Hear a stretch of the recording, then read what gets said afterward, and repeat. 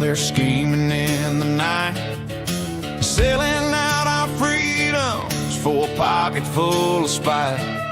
From the border to the heartland, the wolves are at the door, twisting truth and tearing down what our fathers fought before. But I'm a patriot source, standing tall and true, with a Bible in my hand and old glory flying blue. Ain't apologizing for loving this land. We'll fight the forces of evil with fire in our stand. God bless the USA, we'll never back down. Patriots for freedom, wearing that crown.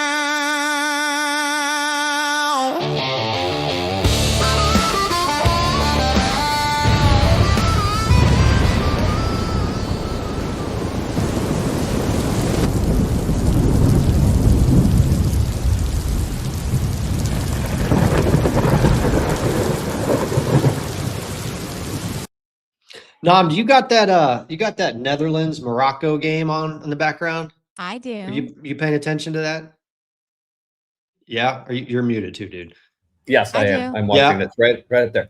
All right, so it looks like it's No. 0-0 so Yep. far. Folks in the chat, we may be a little distracted tonight. I hope you don't mind, but I haven't been into a World Cup like this one. It's been a lot of fun to watch. Like we just collectively, the three of us were texting back and forth as Germany just got beat by Paraguay. And my And- mom was wrong. She said she Yeah. thought Germany was going to go all the way before the World Cup started. And No. I had to text her and say she was totally wrong. Yeah, no. and I saw the response because Nam was basically like, "No way," and then he No. said, Oh, his now I'm top going to be in 8. trouble. Now weren't I'm even- going to they be in weren't- yeah, they trouble. weren't She's even- gonna they be weren't like, even I top. can't believe you told him that. No, I they weren't don't- even. Didn't Germany get knocked out in the group round last week or last time? I don't even think they made it out of the group stage last time, if I remember. I don't correctly. remember. Yeah. They won it like 3 World Cups ago, Yeah, I think. But yeah, I mean, we're talking That like 12, shootout 16 years ago, was something like that. Crazy. That was a good shootout. yeah. Goalkeepers did a really good job. both There's did. been a really great goalkeeping in this World Cup. Like a lot of really good goalkeeping. Incredible Like they're not goalkeeping. even, most of them, they weren't even jumping the wrong way. They were jumping the Mhm. right way. Mhm. Yeah. Yeah, you I gotta didn't know guess. that. I didn't know that Paraguay goalkeeper is like 6'6". I mean, I was He watching was him in goal. touching. That's I what I know. said. I said, that dude's Holy tall. crap, He's that guy's a touching beast. that Mhm. crossbar like it's nothing. Yeah. Anyway, folks, I just got a little bit of personal pleasure out of watching Germany get beat after learning what we learned last week from SK and Data Republicans post about how the German government is actively involved in funding the communist revolution that's taking place here in the United States. So it was a little bit of a sweet revenge watching them get beat. And penalty kicks to Paraguay, the same Paraguay, I might remind you, that the United States men's national team beat 4-1 just 2 weeks ago or 3 weeks ago. Yep. It was And by the way, awesome. the same Germany who has banned air conditioning while thousands of people are dying from the heat. Like literally, people are. I saw a TikTok today. It's like, did you know that there's actually more deaths in Europe from lack of air conditioning than there is gun deaths in the United States of America? Now, I haven't confirmed that, but that would be awesome. It's Actually, well, Asmongold. not awesome, but It's it- 100% true. He pulled it up on live, and it's hilarious because he's like, "You pussies." What's funny Yes. about it, it's like all of Europe for some reason thinks that air conditioning is a bigger threat to the continent of Europe than the invasion of radical Islam. Oh, It's nuts. It's crazy. I This can't wrap is my head around what socialism. these people. Yeah, I can't understand what these people are doing. The unholy alliance that they've allowed themselves to be completely consumed by. It makes no sense to me. Yeah. But It's this is suicide. socialism. Suicidal empathy is Gad Sad is doing his book tour to talk about. It's literally they're committing suicide with their fake faux empathy. Speaking of Gadsad, he will be on Paramount Tactical on July 3rd. Really? He got Gad Wow. Stat on this He got him a long Really? time ago. He's been Wow. booked for a long time. That's All a right. big pull. That's a That's big a pull. Big Yeah. interview. We need to He'll watch be- that. He'll be there July 3rd. And yeah, I can't remember who else they're having on here in the very near future, but I think July 3rd is Gadsad. Awesome. Well, you know, Gad Sad is fleeing Canada, and he's going to have to give up something like 65% of his wealth in order to do it, to come down to take a professor position at Ole Miss. Listen, this is socialism, just like the air conditioning thing. They take your guns, they take your free speech, they take your air conditioning. They tell you it's bad for the planet, and it's better. It's for the collective good, the betterment of society, the collective good. And yeah, that's how you end up dying of heat stroke in Europe, because it gets hot. While they all live the lap of luxury. Yeah. So Telling communism you- killing people, no different than it has for the last 100 years. Just getting people killed for stupid ideas. Yep. Now we'll get to this, but I want to show you guys a quick image because we actually have this kind of queued up. We're going to talk more about the communist takeover of the Democrat Party.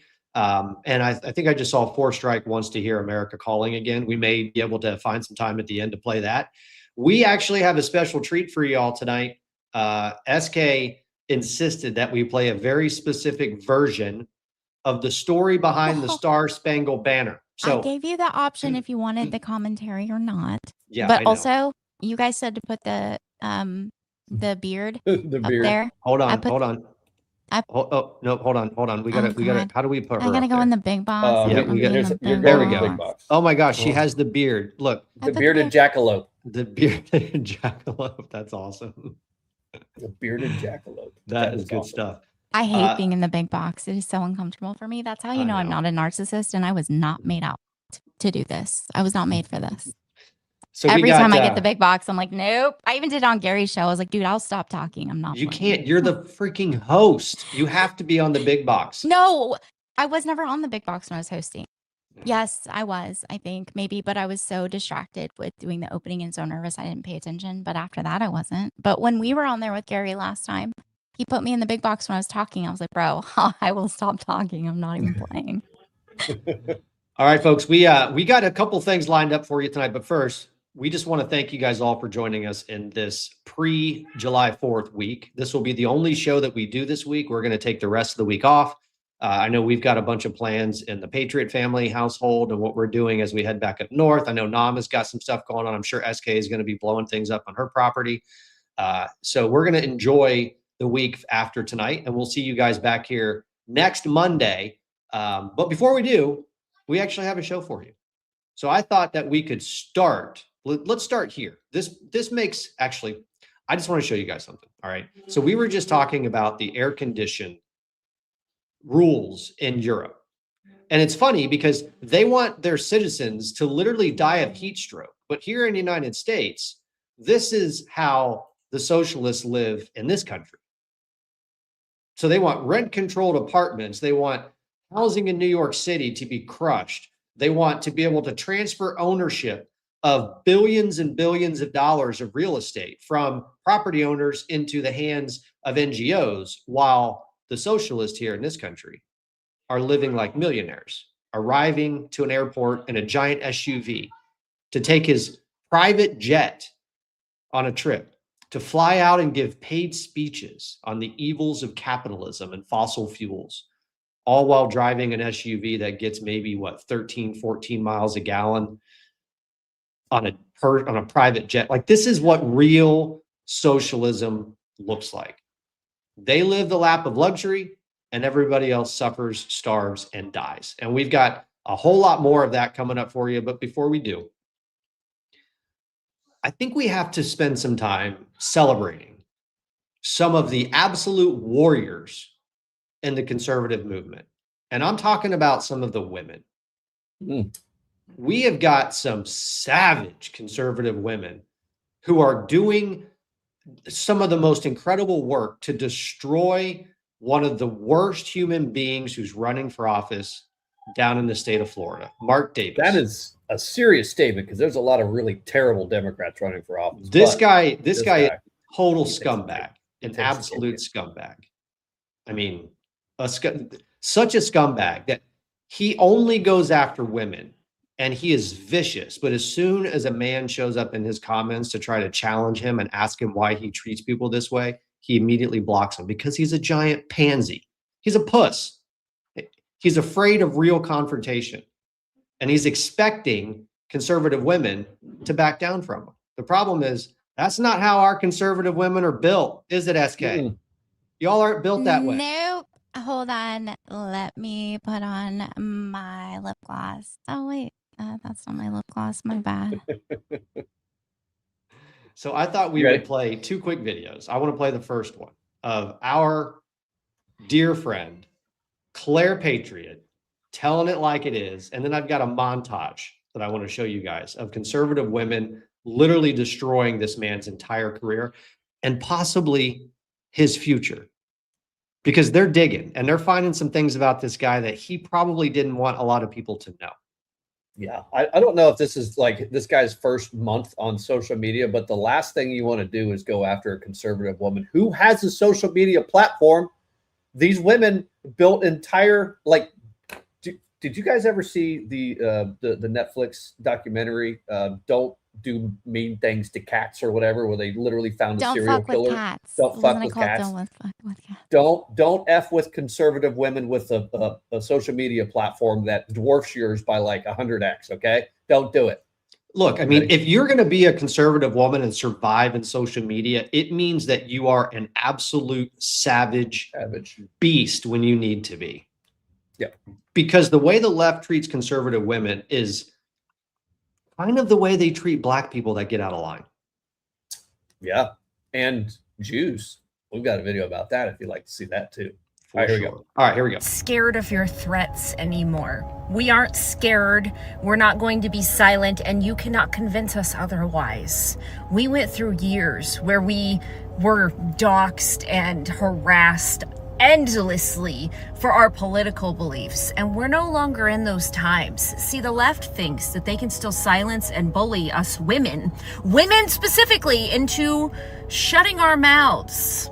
And that's not the case. I refuse to be silent, and I know other conservative women were fed up.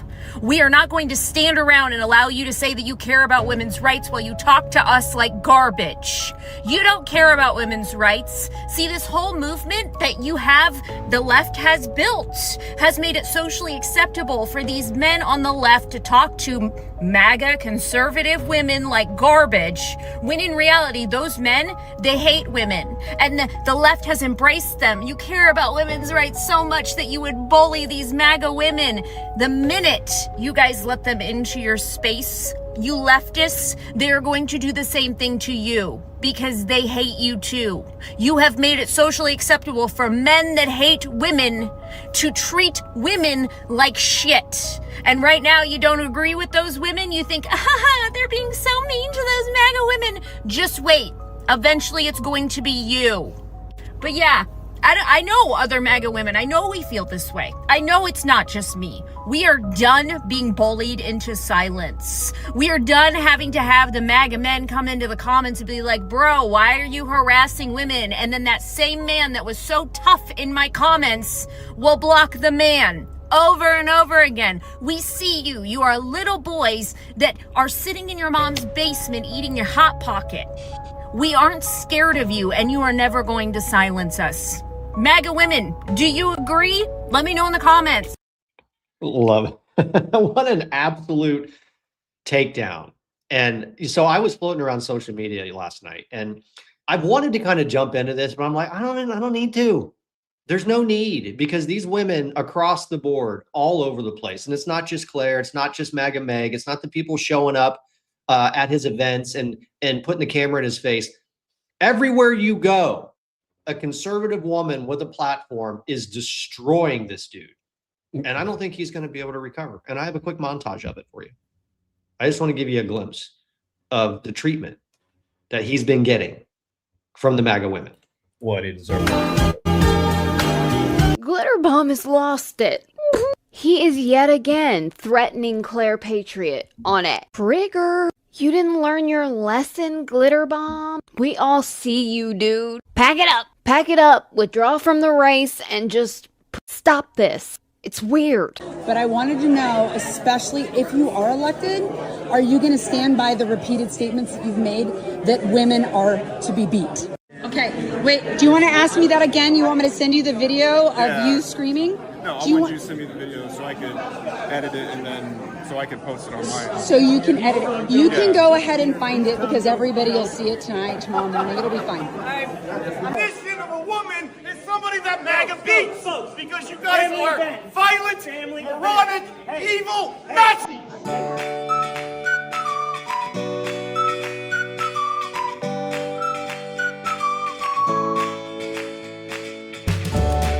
And that wraps that up with Mark Davis. The Constitution is non-negotiable, Glitter Boy. Bye, Glitter Boy. Stop doxing women. Stop going after mothers, Glitter Boy. By the way, our own Patriot Source Network, Red Wave Unfiltered, MAGA Meg is the one who coined the term glitter boy, and he deserves it. He will forever be known as Glitter Boy. But you see, the problem for Mark Davis for Glitter Boy is that I don't know how well he covered his tracks. So there are people now digging into whether or not he is properly licensed to sell the products that he sells, and it's probably not going to end well for him. Mark, you might as well just pack it up, put the campaign away, try to go back to whatever's left of your life, and leave these ladies alone, because they're just getting started. Like, they will destroy you if they want to. They will end Didn't you. he get kicked off of X? Yeah. He got suspended, and then he came back on. I think he got suspended again. Yeah. He got on suspended X. within a few minutes of him coming back on because he went right after Claire again, and she made a video. Next thing you know, he's gone again. Rightfully so. Well done, ladies. You guys are killing it. Keep it up. We're proud of you. Excellent work. This guy's a total scumbag.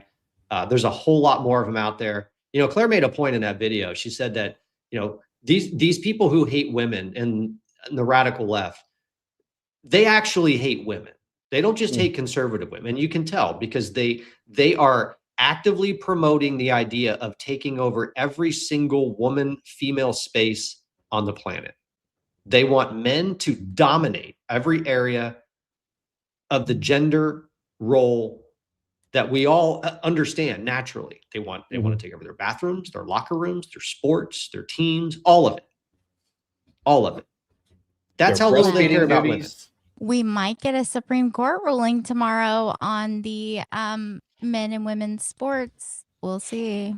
Judging by the way they've been going lately, I'm not too sure how that's going to go. Well, I mean, we had a pretty good day on Friday. A not great, totally great day today. Maybe they're setting it up for a really good day tomorrow. We'll see. Maybe they thought I think today was actually a pretty great day. And I think some of the rulings that people think are terrible are actually more revealing, considering one of the ones that I think was terrible was Cook. And it was written by who? Roberts, right? Well, let's jump into this, because I think that was next on our list of things to talk about was the Supreme Court rulings, because there was 3 of them, 3 important ones today. And SK sends us a text at like 9 a.m. this morning, getting ready to go live. It's like, I've read all of them. No. And she went online and on live. And I think you read every one of the decisions, didn't you? I read almost all of them out loud, but I read them as they were posted and, you know, read the important parts immediately and then went back and started reading the actual opinions and dissents. So we had 3 pretty important 4. ones. 4. What was the 4th? There was the Watson v. Republican National Committee, which was the election day when, you know, the postmark, and then if they can count them after, it was Mississippi's law. Yep. They can count the votes as long as they're postmarked by election day. They can count them up to 5 days after. And then Now there's let's Trump. pause on that one real quick. So let's stay on that one real quick. So if I understand the decision, basically what the court is saying is that because there is no statutory definition, keep me honest here, statutory definition of what election day means in terms of receipt of ballots. It only defines it as ballots being cast. They're saying that the current Louisiana law, which allows for ballots to be received up to 5 days, has to stand. Is that kind of the That's kind of what they said, but they used the Webster Dictionary of Election. And the dissent kind of torches the opinion because it was a 5-4 decision. It wasn't like it was anywhere, I mean, it was very close. And the dissent torches them on that because they're like they talk about precedent. They talk about the Civil War, how even during the Civil War, because they wanted to follow the Constitution, they even went, and in some states, they would go out to the battlefield and literally set up a polling booth with the ballot box and everything for them to be able to cast their vote on election day. And they are saying, you can't, how are you going to have results for an election if you're counting votes afterwards? Because here we are in almost July and California is still counting votes. And that's kind of what they're talking about is what exactly does it mean? Because I can't remember exactly where it is in the Constitution. I can pull up the opinion. It says in the opinion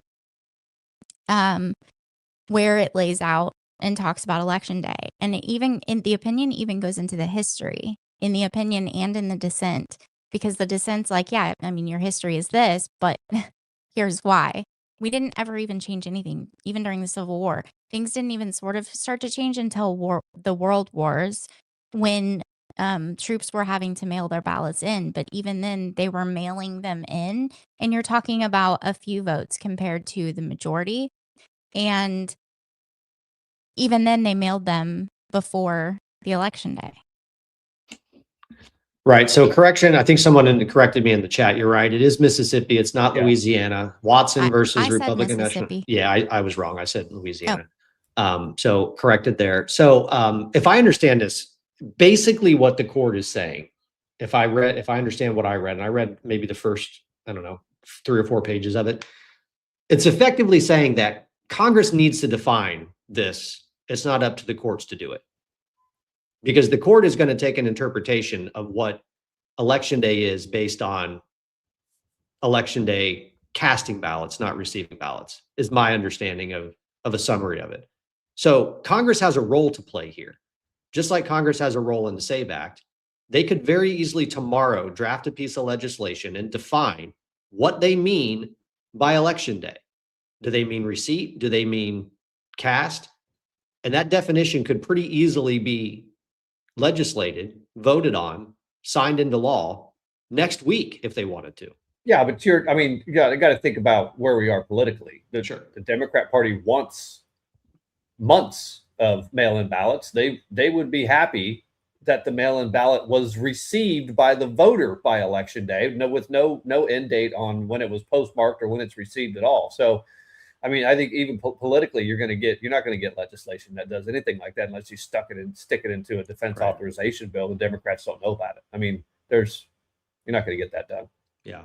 So I think this was actually a loss for us. Well, I don't think so, because again, it's telling Congress you have to do your damn job. Did we address the super chat?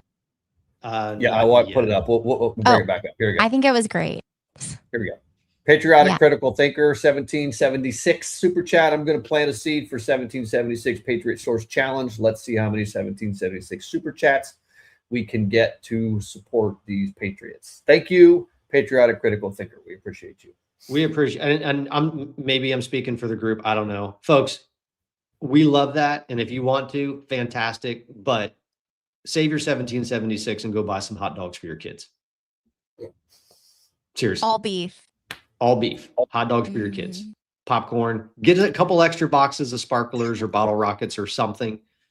We appreciate it, but I'm sure that money can be used to enjoy your 4th of July holiday. All right. And so the other ruling was Trump v. Slaughter. Or were you done with that one? No, I was just going to say, so you said that you don't think that this is necessarily a loss because it's basically telling Congress they need to do their stinking job. And I totally agree with you. In the short run, this is absolutely a loss, though, because it means that now in the midterms, Democrats are going to be able to continue to play the games that they love to play. Yes, and it was 5-4. And I think ACB was the one that ruled with the majority. Yeah, and I epically disappointed with this woman. From that respect, right? So Democrats. So let me do this real quick before we move on. because they lost. They had another big loss that wasn't related to the Supreme Court. This actually came out of the Colorado Supreme Court. So Democrats, and I don't have the actual numbers in front of me, but the effort for the Democrats that they put forward to try to redistrict their way out of, people not wanting to vote for their bullshit has just backfired so completely. So they were hoping and praying that they were going to be able to redistrict and snag and steal a bunch of, Republican seats in Congress, while they were also going to be able to extend this mail-in ballot so that it's got to be postmarked by election day, no later than, I don't know, whenever the last postmark for election day is. Is that 10 o'clock at night? Is that 11? Depends on your post office, I would imagine. They had this huge loss. In Colorado, all 7 Colorado Supreme Court justices just overturned Colorado's congressional redistrict ballot measures and a blow to their 2028 plans. And Democrats over there in Colorado were really, really pissed until they found out. And we were reminded, hey, every single one of your Supreme Court justices are Democrat appointed. And it turns out you can't actually break the law when you try to do this. So what they were trying to do is I believe that they were trying to shove this into some other. They were trying to shove this redistricting into some other piece of legislation, and that's against the law for them to do that. But they tried to do it anyway. In fact, they did do it, and it just got overturned by their Supreme Court. And all 7 of those Supreme Court justices are Democrat appointed. So it turns out that sometimes it's hard for them to even get by allowing these people to break the law. And they pointed out in this ruling, in the Watson v. Republican National Committee ruling, that you can stop your mail. So if you decide that you don't like the vote that you cast, you can contact the post office and have them not deliver your ballot. And after the election day, even. So same with the ballot harvesting and the people that pick up your ballots. They mention all of these things in the opinion and the dissent, because again, states that allow ballot harvesting, you're having random people go pick up tons of ballots and they could be delivered after election day. How do you know that everything is, legit and they're getting delivered where they're supposed to be delivered? So wait, hold on. So part of the ruling that from the Mississippi case is saying that even ballot harvesters can turn them in after election day. But how do ballot harvesters get a USPS postmark? That postmark is supposed to be the security mechanism that says that yes, this was shipped. And there are states that allow, including California, that allow handwritten dates on the envelope with your ballot. You don't even have to have a postmark. It can be a handwritten date. I think we need to circle back to where we are with the USPS rule that they are recommending for how they're going to handle mail-in ballots, because I don't know where that fight is today. I know that there was a couple of federal judges that tried to step in or blocking large portions of his executive order. But then I saw very shortly after that, the Postmaster General came out and said, yeah, we're not delivering those. Sorry. So and the Postmaster General has a lot of power. Yeah, he absolutely does. He's writing the rule, and he's the one that determines what his entire organization is going to do. So I think we need to circle back next week, and maybe we can try to orient ourselves on where we are in that. I know that the federal judge that stepped in and tried to block it, that's going to be reviewed. It's going to be appealed. Hopefully it'll be reviewed quickly, and that will be another one where a circuit court or a appeals court steps in and slaps that judge down. But I just don't know where we are with that today. All right, so we talked about Watson. Let's talk about Slaughter. Slaughter versus Trump, or Trump v. Slaughter. This is the one where the court ruled that the Federal Trade Commission for-cause removal protections for commissioners are unconstitutional under Article 2 separation of powers. SK, tell us a little bit about this one. Yeah, I mean, Article 2, Section 1 vests the power of the executive in the hands of the president, and the president is accountable to the voters. And we vote for the president to represent us, and he cannot represent us in the executive branch of government if he doesn't have control over the executive branch of government. He's appointing people to run agencies, and these people should be able to be fired by the president as well. Because again, the people that are appointed are not accountable to the voters. The president is responsible to us.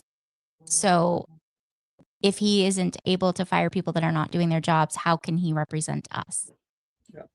Well, more importantly, who are they answerable to if the political if the political head of the executive branch, which we are responsible for picking, if they're not answerable to him, then who are these career people or even these political appointees answerable to then?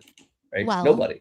That is the unelected fourth branch of government that we've all been talking about. This is why the Biden administration put so many people that they did in all these agencies, because they were going to undermine Trump every opportunity they got, which goes directly against the will of the people. That is not a Republican form of government in the opinion and the dissent, or in the opinion.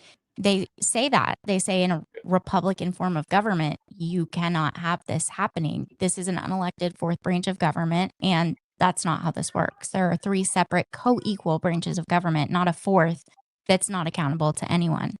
I mean, it's amazing to me that for the last 100 years, we've even had a debate about this. I mean, even today, SK, when we were on that TikTok live together, Chris Mowry was up and this topic came up, and hearing people try to make an argument that the president should not have the power to hire and fire people as part of the executive branch. It's like, did you skip Constitution class in high school, or did they not even teach it? They don't even teach it. I know that. I know that's the problem.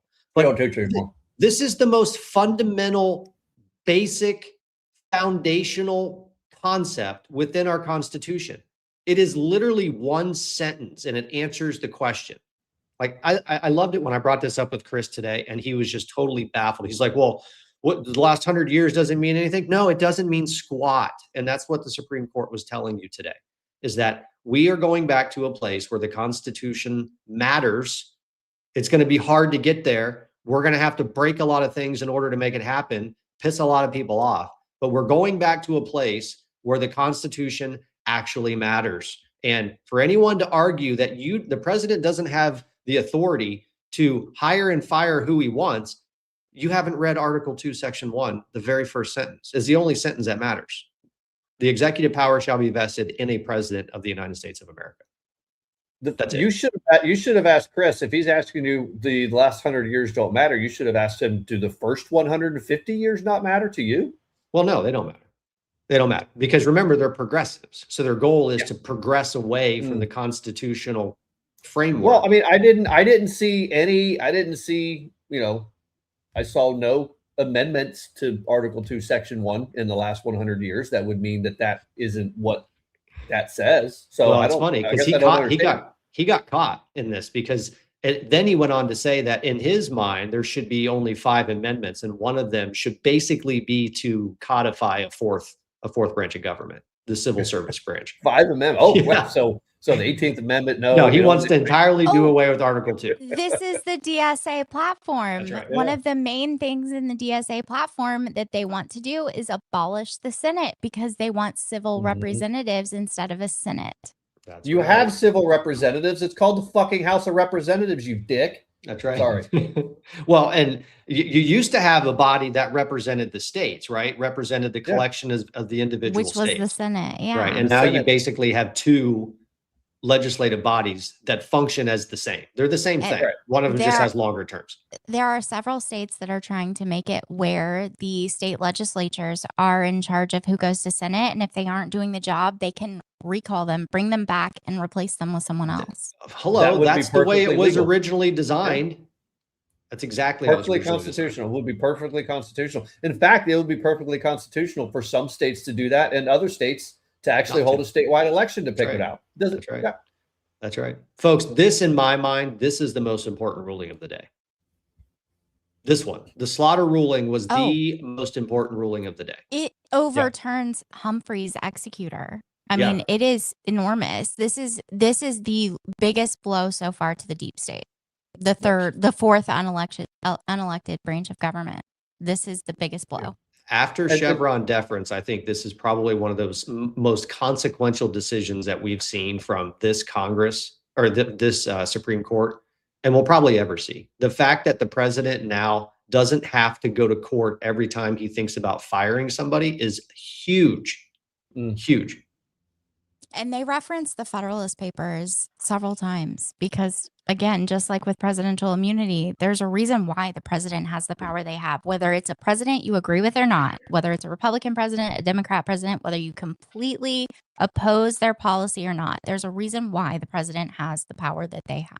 That's right. Well, I mean, we're realistically, when Article 2, Section 1 was written, they didn't have all of these agencies with these agency heads and these political appointees. It didn't exist. The president was the executive branch, and he hired people, and he had people that worked for him and advisors. And then as we grew, we needed agencies to handle, big issues. But the fact that the president is the executive branch has never changed, and it never will change. And they point that out in the dissent in Cook.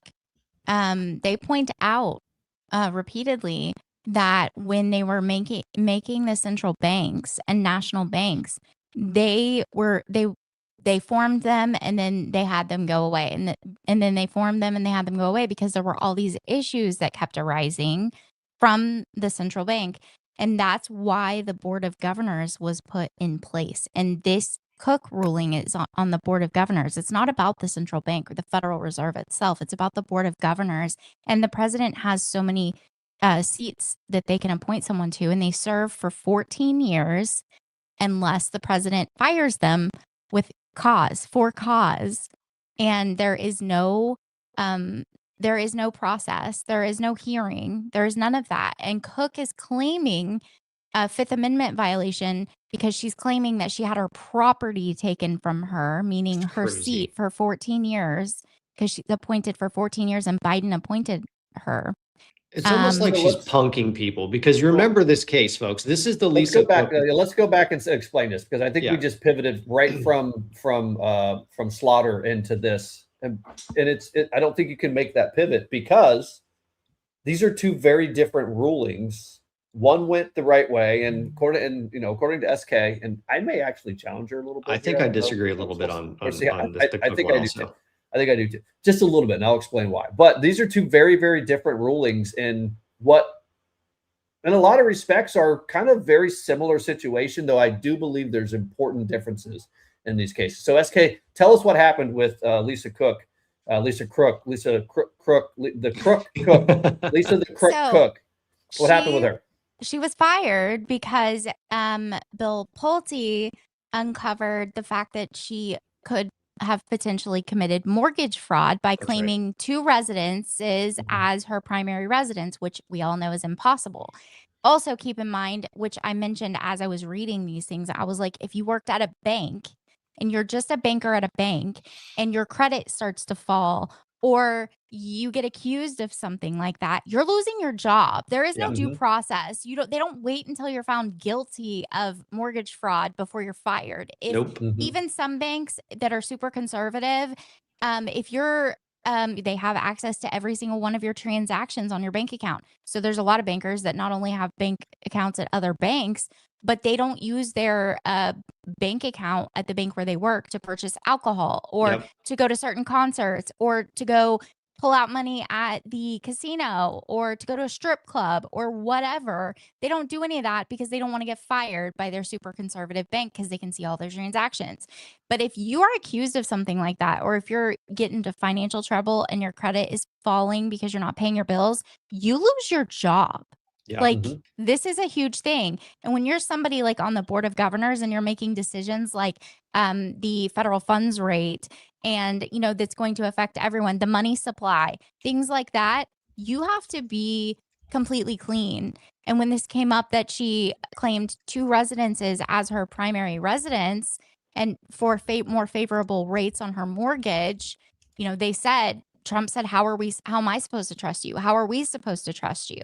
And in the dissent, they say, this is why it says in the Federal Reserve Act that they serve for a term of 14 years, but the president can fire with cause. And that was the cause, is you claimed both of these residences as your primary residence, and that's not ethical. That's not okay for somebody who's on the Board of Governors for the Federal Reserve. And when I read the opinion, I thought that it was a good opinion. I agreed with them at first because I think that the Federal Reserve and all of that should remain nonpartisan and should not appear as though they are doing anything in the favor of the president. They should be independent. I believe all those things. But then when I read the dissent, I was like, holy crap, because they were doing all of the mental gymnastics and trying to add things to the Federal Reserve Act that are not there, just like the process and hearing and all of those things. That's not in the Federal Reserve Act. It was in the legislation that Congress passed a month before they passed the Federal Reserve Act. They add it into lots of legislation, but there are pieces of legislation where that's intentionally left out. And it's left out because if there is cause to fire someone from the Federal Reserve Board, the president should have the power to do so. So just so we're clear, in this ruling of Lisa Cook, in this ruling, the Supreme Court said that the president could not fire her for cause while her case is still being adjudicated. It's still being adjudicated. Meaning, in their eyes, that there was no cause until she was found guilty. No, I think what they're saying is something different. When I was reading this, what I took out of this was they are saying that it is her claim is reviewable, right? So we've seen this a couple of times. We've seen the Supreme Court step in and say your claim is not even reviewable, right? So you can't even file a lawsuit to stop this from happening. And I think what the Supreme Court is saying here specifically is that Congress did not specifically say that this is not reviewable. Therefore, while the case is going through litigation, then he cannot fire her for cause because it is reviewable.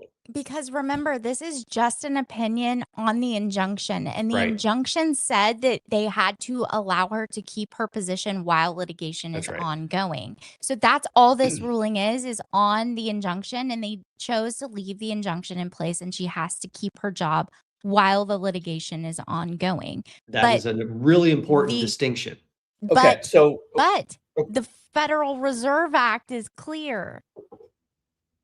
Okay, so they actually ruled the way that they did on the injunction staying in place, saying that it is actually reviewable, but they're going to allow the injunction to stay in place until her case is done being adjudicated. So, but last Friday we had the TPS ruling, right? The temporary protected status ruling, and one of the things that came out of that was when Congress, when they created that temporary protected status, they actually made it not reviewable for when the president goes and says, "Hey, there's protected status is over," that it's not actually reviewable by the court. So you're right. In certain parts of legislation and certain bills, some things they say, yeah, the courts, you can sue and you can have your day in court over this. And there's others that say, no, this is basically not a unilateral, but it's a unilateral power that the president has to do this. So, okay, that's fair. But see, this is where Thomas's dissent is great. And he torches the opinion because he points them out as being absolute hypocrites on multiple circumstances. He says this is an unprecedented incursion on the executive branch when he even says today we ruled in a different manner in slaughter. They literally ruled that the president has full control over the executive branch. This is where I push back. This is where and listen, I'm not Clarence Thomas by any means, and I'm certainly not SK, but I actually do see a difference between these federal agencies and the Federal Reserve, right? So the Federal Reserve, even though the Federal Reserve Act is there, it is not an agency under the executive branch. It's a semi sort of separate sort of entity. The president slaughter was ruled on the way that it was because those agencies cannot exist without the power flowing through the executive, through the president of the United States. The Federal Reserve Act is a little bit different. And because they don't actually define what for cause really means here, I'm not sure that I think they got this one wrong, frankly.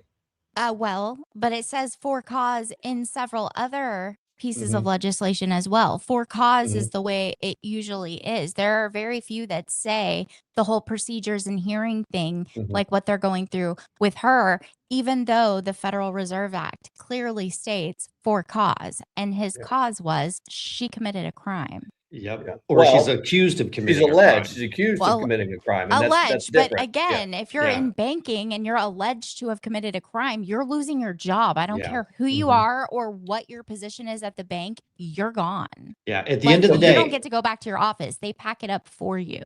well, So not unless you're a DEI hire, because this woman is one of the worst economists on the planet. She's a DEI hire. She's in that role for a very specific reason. And I have a major concern with some of the conflicts of interest that have arisen between Gia Cobb, who's the judge who issued the injunction, and Lisa Cook. Because if I understand this correctly, there's some sorority sister connections going on. There's all the things that you would expect from radical left-wing Democrat African-American women who operate in the same circles, protecting each other, and this specific example. But at the end of the day, and this is to basically counter the narrative that we're hearing out there right now. Like, I'm just scrolling through X, and I'm seeing like Ayanna Pressley, who's running around out there saying Trump's brazen attempt to fire Governor Lisa Cook was always unlawful. No, that's not at all what this decision said. It didn't say at all that it was unlawful. It just said that it's reviewable, meaning they're not going to remove the injunction yet because she has a right to file a lawsuit, and the judge still has a right to file an injunction. That's all the Supreme Court is saying here, if I understand this correctly. Now, they tortured their decision or their opinion. I think they probably put way too much content in there than they needed to. They probably just said, yeah, this is reviewable. We're just going to wait to see what the rest of the case does. But Thomas goes into pretty good detail in his dissent and makes a great argument in his dissent because, like I said, I read the opinion and I thought, okay, I feel like this is pretty constitutional.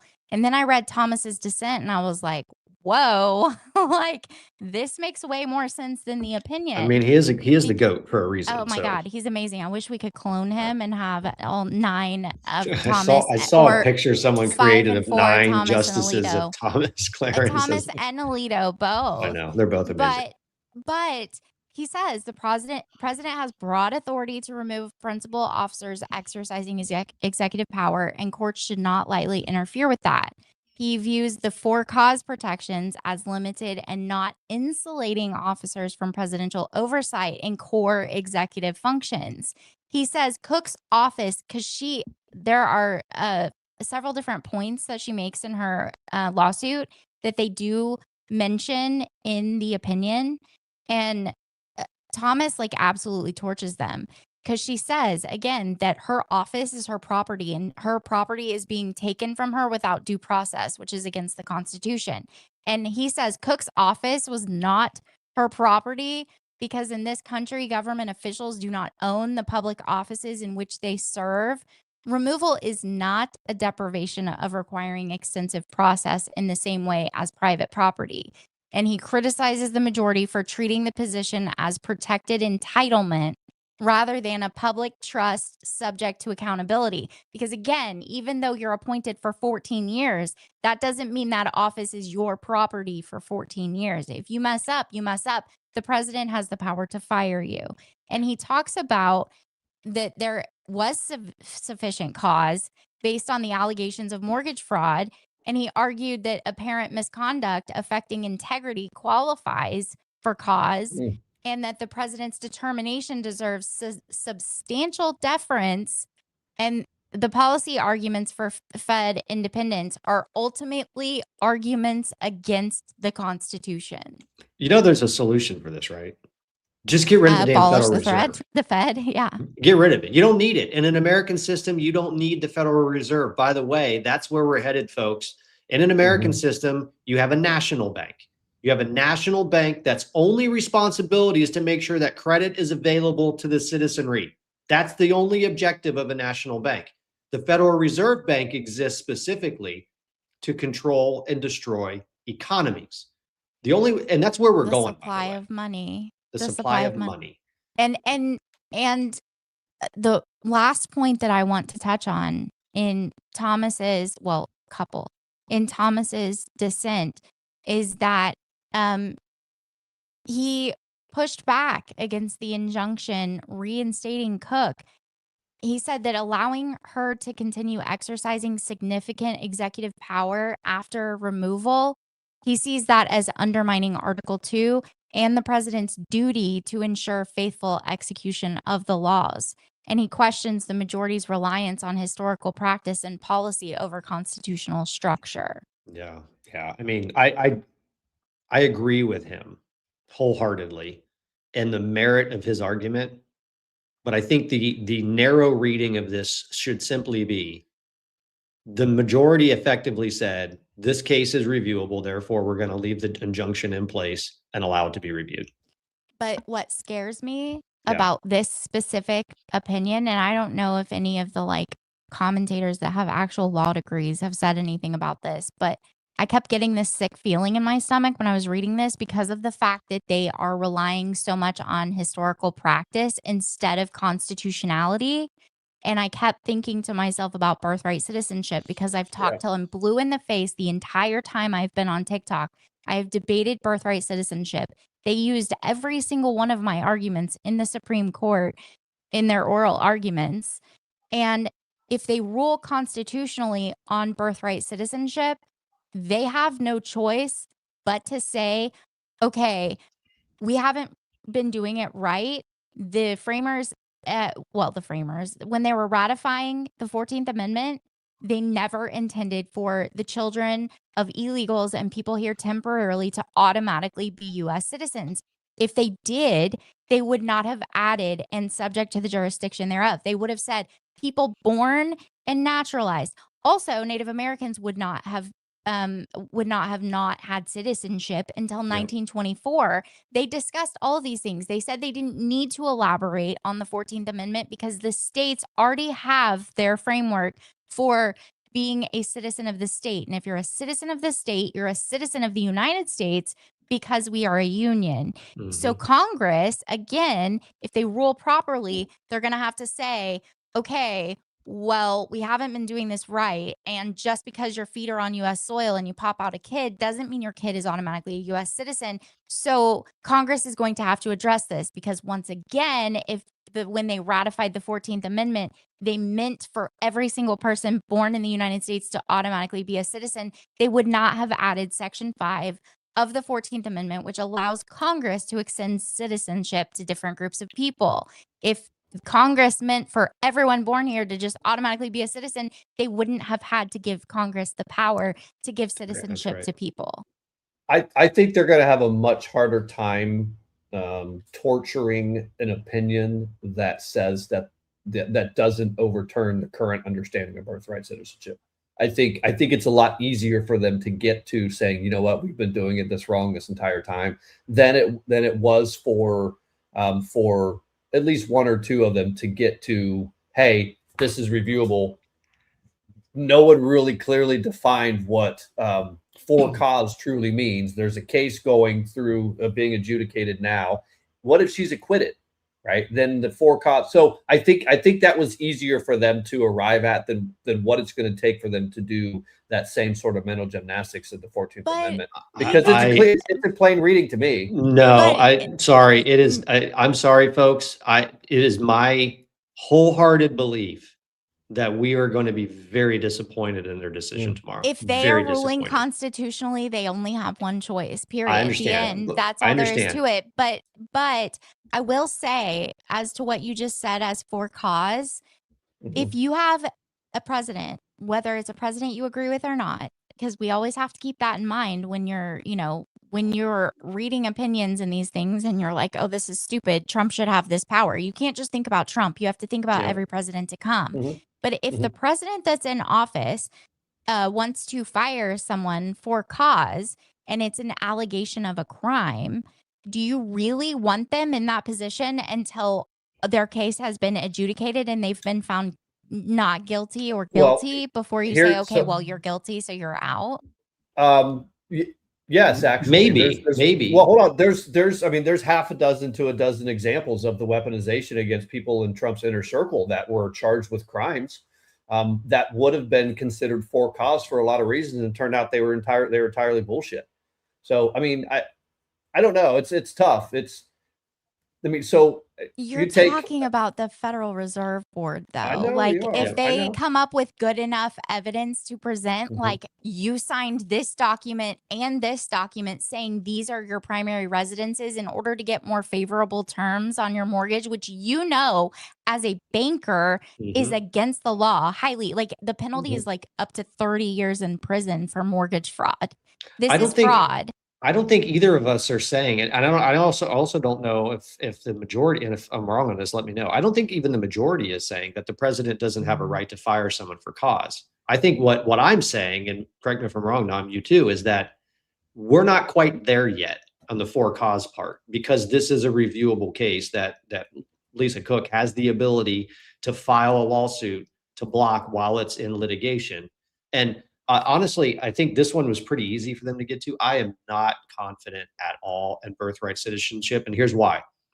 Not because of the constitutional merit. I think if they are ruling on this constitutionally, it is very clear that when they were drafting the legislation, when they were debating the legislation, they were very clear in who they meant qualified under birthright citizenship. Very clear.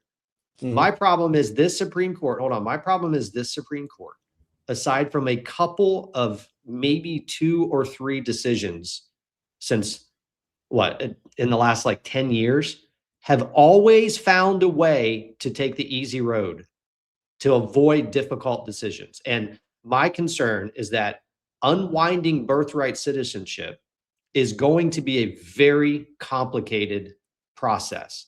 It's going to be complicated. I don't think you have to unwind it. And maybe not. Going to rewind it, because I just don't think they have the balls to do it, is my problem. But here's the thing, though. The executive order states as of February 1st or whatever date in February it was that he signed that executive order, he's not talking about going backwards at all whatsoever. He's saying going forward from that date, if you are here illegally or temporarily on a student visa, on a tourist visa, that your child is not automatically a U.S. citizen. Can you apply for citizenship? Sure. But you're not automatically given a U.S. birth certificate and become a U.S. citizen. We totally agree. That makes it easier for them I to do the totally right thing. agree that should be the law of the land. I just don't think the Supreme Court has the balls to do it, because it will fundamentally transform this country. It'll transform the left's immigration agenda. It'll transform everything. And what I've seen in Amy Coney Barrett, aside from her decision on Roe v. Wade, is that she has been an epic disappointment. Her and John Roberts are going, in my opinion, to side with the left on this issue, because they don't have the balls to do it otherwise, because they want to be accepted in the cocktail parties. They want to hang out with their buddies who are all liberals in DC social circles. They're not going to have the cojones to do it. I just think we need to be prepared.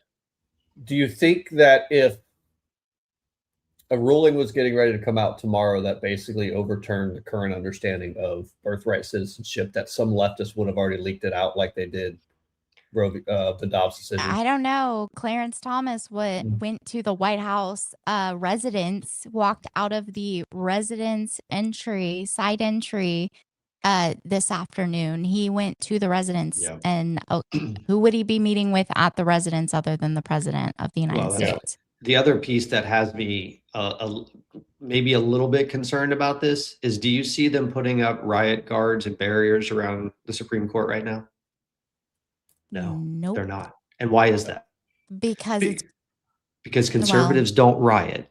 Liberals do. True. And if this decision were going to come down and we're going to overturn birthright citizenship, they would have started building those barriers a week ago.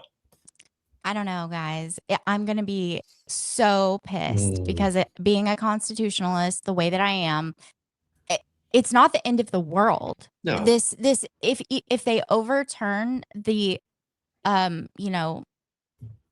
historical practice and policy that has just happened and people just started allowing to happen and nobody did anything about it. Nobody challenged it because everyone was afraid to. Trump is the only one with the balls to challenge it by writing an executive order. If they do overturn that precedent and policy that's been going on, it is not hard for Congress to come in and write a bill that does what they want to be done. This isn't the end of the world. SK, do you think that John Roberts, who is tied at the hip with Norm Eisen and Norm Eisen's network, and the millions of dollars that John Roberts' wife has been sucking off of those networks, do you think that John Roberts is going to go against Norm Eisen on this one? There ain't no way in hell. Well, I've said repeatedly that we will know. Well, also this ruling's a little bit suspect, the one we just talked about, the Cook one, but we will know based on how he rules on this. And going forward, I would not be surprised if John Roberts is in the spotlight huge, because John Roberts has a lot of skeletons in his closet. And John Roberts, I would think, knows that unless he's being promised protection from all of these leftists, and well, you might have to suffer for a little bit, but when we take office again, we'll handle it. Unless he's being given some sort of protection, John Roberts has no choice but to rule constitutionally. If he rules against the Constitution, we are going to know. You're going to know. It's going to be a neon flashing sign that John Roberts is captured, and John Roberts is doing the bidding of the Norm Eisens and that whole crowd. Yeah, we're going to learn a lot tomorrow. All right. Yeah. Great conversation, by the way. Anything you want to add on this one, Nom? I think there was one more decision. It was the geofencing warrant The geofencing Fourth Amendment issue. Yeah. So the way I understand that is they're saying that if cops want your geolocation from Google and those sorts of places, they've got to get a warrant for it, which makes sense. Well, but even with a warrant, that can't be broad. They say it can't be broad because the issue was there was a bank robbery, and the police basically said, we want all of the geofencing. We want all of the phones, the information from the phones that were in this vicinity at this time. And they got a warrant for that. And so like January 6th, the January 6th dragnet never would have been able to happen. That's right. Exactly. Yes. Okay. Exactly. And they're saying it can't be that broad. It has to be much, much, much smaller than that to get a warrant to invade somebody's Fourth Amendment privacy. But the dissents, and it's crazy because most the dissents were conservatives, which I found wild. But in the dissents, they say they're pro law enforcement, then for sure. That's true. But when I have a question. Go ahead. Wrap it up. Not wrap it up, but I have a question when you're done. Yeah, no, the dissents, they say that when you sign up to use Google, you agree to them being able to track your location. They know everything about you and your phone. It's a part of life and, living in the United States. It just is part of law enforcement ability to grab it. Which is why they say in their terms of service, like if the police give us a warrant, we're giving them all of your information, and they have literally everything about you. But then in the opinion, they say, in a free country, in the United States of America, even that you shouldn't have to sign away all of your rights in order to function in society, and that Google is basically a function of society at this point. It's installed on people's phones. It's everywhere. You can't avoid it.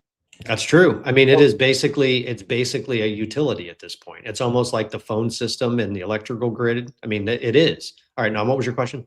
My question is, was this case, this geofencing, geolocation case, was this born out of a January 6th defendant? Do we know? She said it was born out of a robbery or something like that. Okay, because I mean, this one decision itself could actually be used to overturn every single one of those January 6th convictions if they hadn't been pardoned.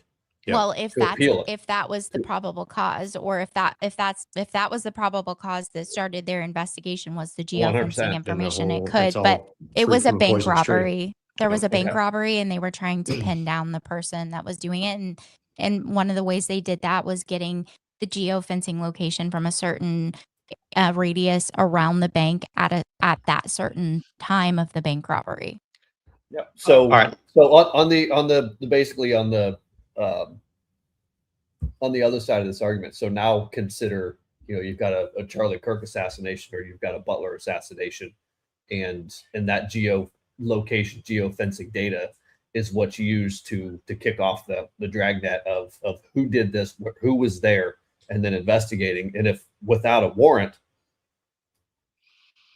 I mean, look, this is one of the now those investigations potentially go differently. This is one of those arguments that I think, constitutionalist and freedom loving people have to be willing to accept, is like, you know, in order to protect liberty and the rights of the American people to privacy, sometimes you're going to have experiences like this where you can't go after people without having probable cause about that specific person that they committed possibly a crime.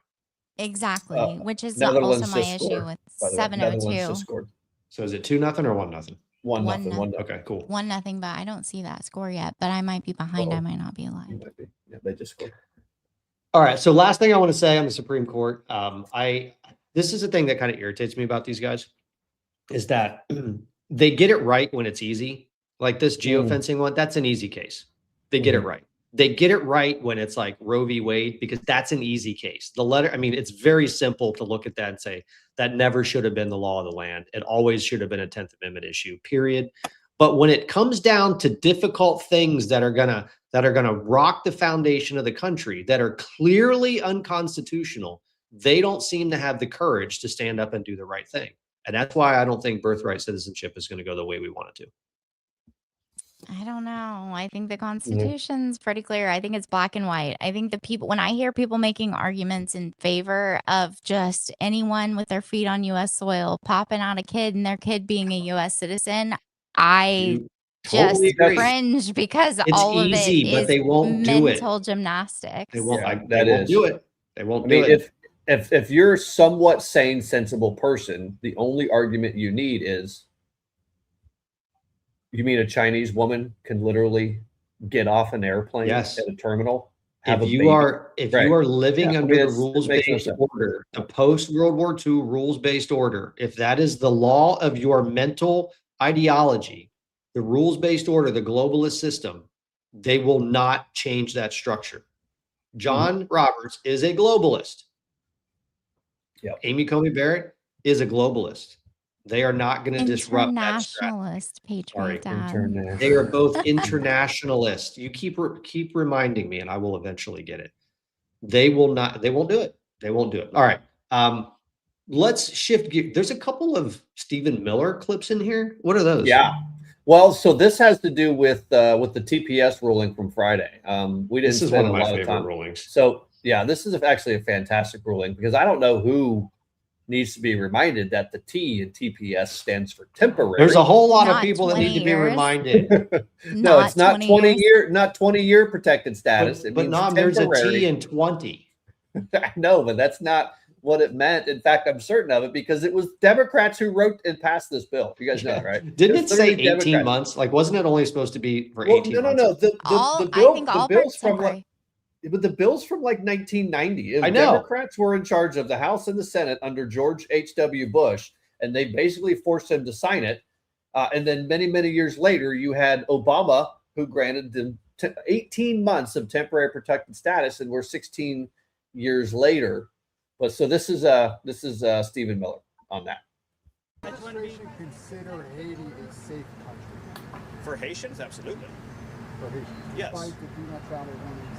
Yes. So yes, Haitians live in Haiti. It's not our position that Haitians should leave Haiti. I mean, it'd be crazy for us to say that Haitians couldn't live in Haiti. It's their country. Of course, Haitians should live in Haiti. There's no viable asylum, or use a technical term here, CAT claim or withholding claim for any Haitian seeking relief from going back to Haiti, to their homeland. The fact that there might be pockets of Haiti where there's higher crime rates, guess what? There's pockets of Chicago with crime rates just as high, right? There's pockets of cities like St. Louis with crime just as high. Pockets of Los Angeles with crime just as high.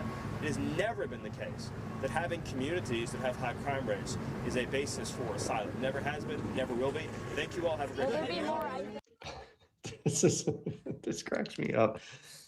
Did you know, so the Patriot family went on a couple of year process where we were taking cruises, because we decided that we want to try cruises. We went on a couple of different cruises. You didn't go on any Carnival cruises. Hell no. No. We did it the right way. That'll turn cruising off for you. Yeah, no. We went the right way. And all of our cruises were to the Caribbean. Did you know that Haiti is so dangerous right now that you can actually take a cruise to Haiti and they let you off the boat to do whatever you want?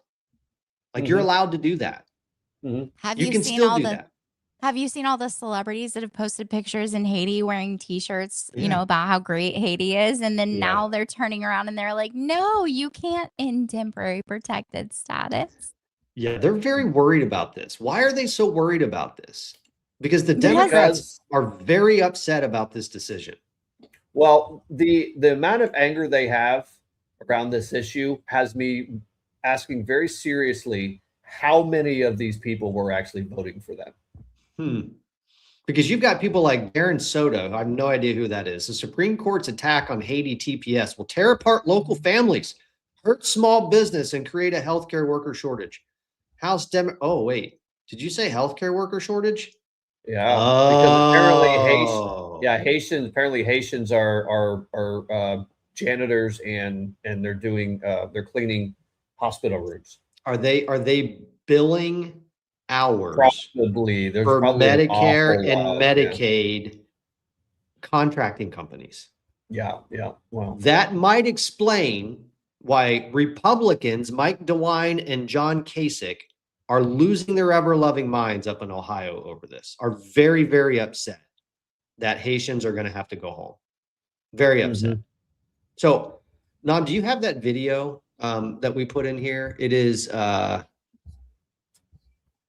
oh, I know we have it. It's that guy who is, oh, it's not in here. I'll find it. There's a video of somebody who was being interviewed in Springfield, and they were talking about all the Haitians that were dropped in Springfield, Ohio. Remember Springfield, Ohio? Cats and the dogs are eating the cats, they're are eating the I dogs. almost put that in the Dropbox because I've played it every time temporary protected status is mentioned since that ruling.